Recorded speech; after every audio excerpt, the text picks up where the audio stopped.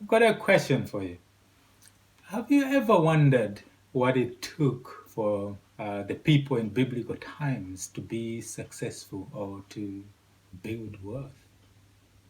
Now, for this particular episode, I would like to take you guys to Babylon.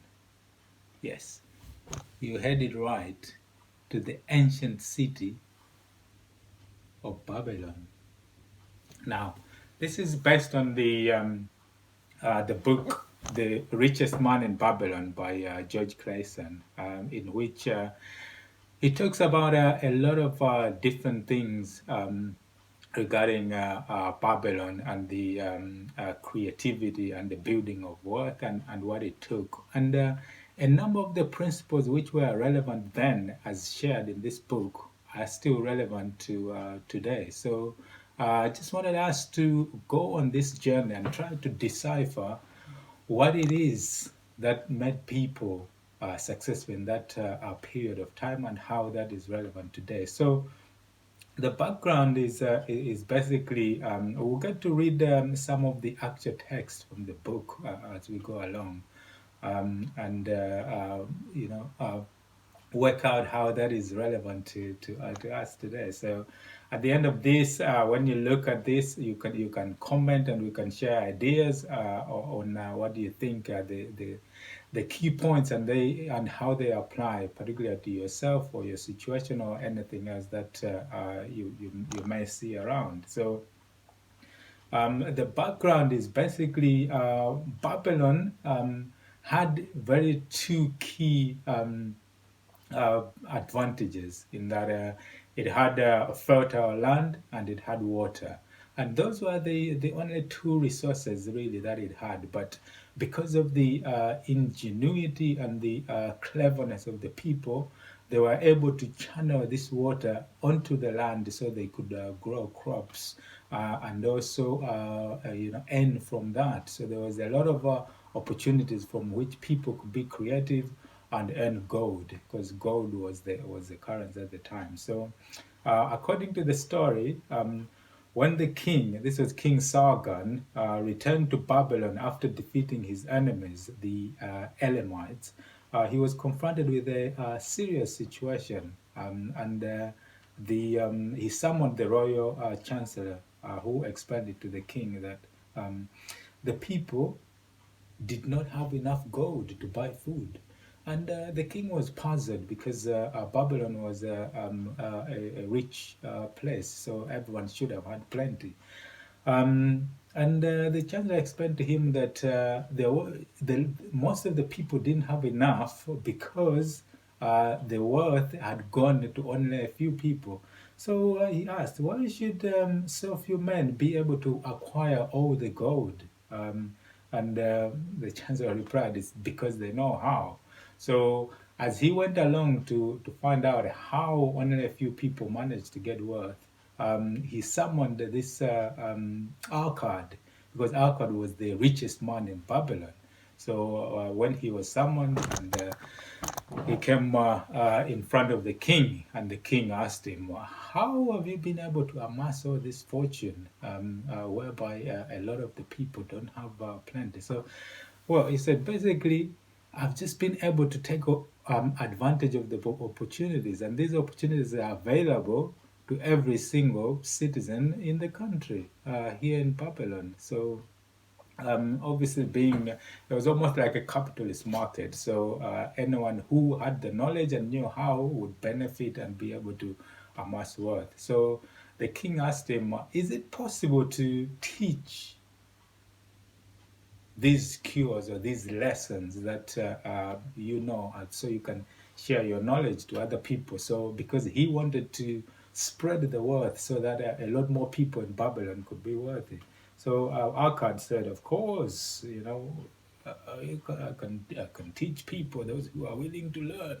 So the king then summoned him. So he asked the chancellor to organize a few hundred people to gather in what they call the Temple of Learning. And the way Akkad put it, he explained that there were typically 7 cures and he called these 7 cures to a lean purse. So a lean purse is basically, being poor. So you haven't got much in your basket or on your purse. So the 7 cures to a lean purse. So I wanted to go through these one by one and try to look into their application to today as we go through them.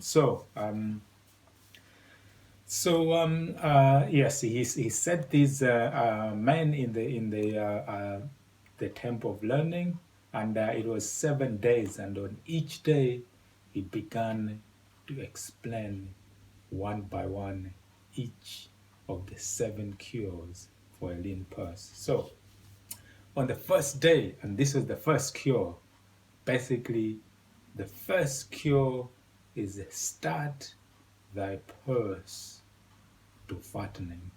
So basically start fattening up your purse. So in this, the way he went on about this is he described how each one of us have got a trade, a craft. So this is what we are trained to do. So maybe we went to school, we studied, could be medicine or education or any other craft, like being an electrician or a plumber. So everyone has got a craft, and from this craft, we earn.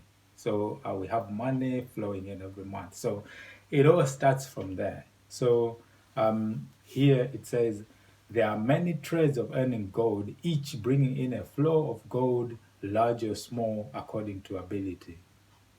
Start by utilizing that source. So he gave an example of you had a merchant who was bringing in eggs to the market to sell. So he said, if you took 10 eggs and put them in a basket, but only take 9 out, and you did that repeatedly, what will happen to the basket? And the student said, eventually it will fill up. And that was the first lesson. So he said, for every 10 coins thou places within the purse, take out for use but 9. The purse shall begin to fatten, and its increasing worth shall feel good in the hand and bring satisfaction to their soul. So that is the first lesson. In modern day, we apply it this way. For whatever you're earning, take 10% and save it and live within your 90%. So this sounds very simple, and in truth, truth is always very simple. So he then explained that in a particular strange way, what happened was when he started saving the 10% and living within the 90%, he found that he wasn't short at all. So he was still able to live within the 90% for some strange reason. When I ceased to pay out more than 9/10 of my earnings, I managed to get along just as well. I was not shorter than before, and also the coins came to me more easily than before. So I think this is true in this modern age. You find that you still manage to live within a 90%. If you start saving 10% of your earnings, put it aside, you will find by some strange magic that you're still able to get by with your 90%. So to summarize the first cure, according to Argan, for each 10 coins I put in to spend but 9. Debate this amongst yourselves. If any man proves it untrue, tell me upon tomorrow when we shall meet again. So that was the first cure to a lean purse, according to Argan. And this is what he taught his students on the first day. Start thy purse to fattening by saving 10%.